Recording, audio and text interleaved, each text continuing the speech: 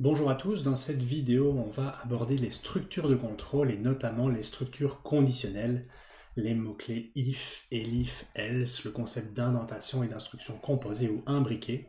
On va aussi voir les structures de répétition, qu'est-ce qui permet de contrôler finalement notre programme, que ce soit avec des if ou avec des boucles for, boucles while. On va un tout petit peu parler aussi du contrôle du flux d'exécution et de gestion un petit peu de la mémoire.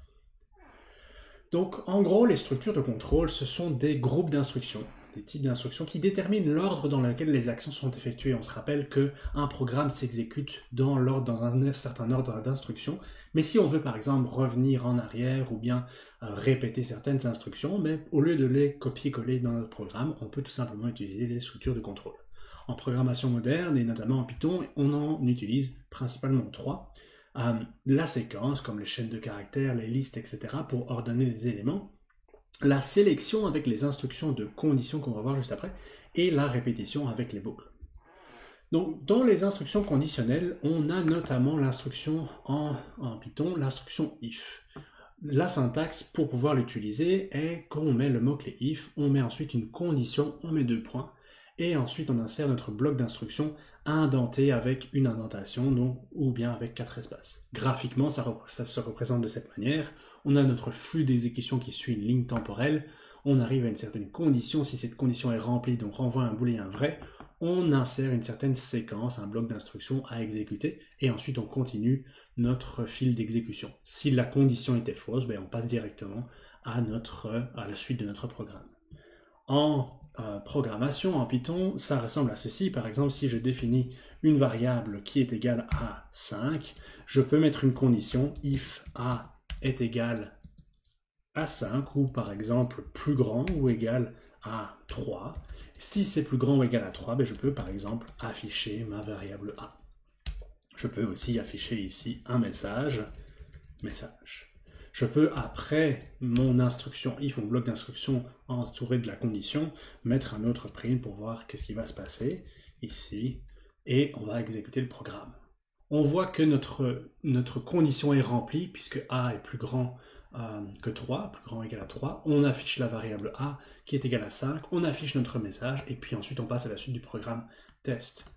Dans l'éventualité où la condition n'est pas remplie, on va voir que le seul message qui est affiché, c'est test, et donc on n'est pas rentré dans le bloc d'instruction ici.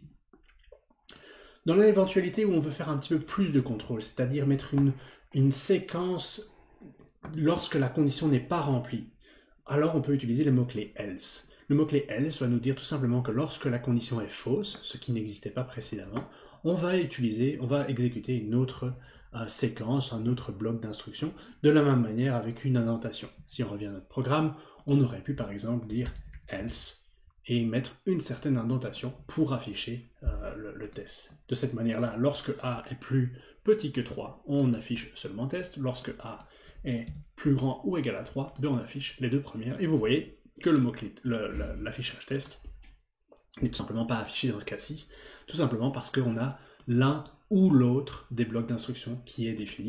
On peut afficher un autre bloc après si on veut, test 2 par exemple, pour pouvoir toujours exécuter ce test-là. C'est la suite du programme.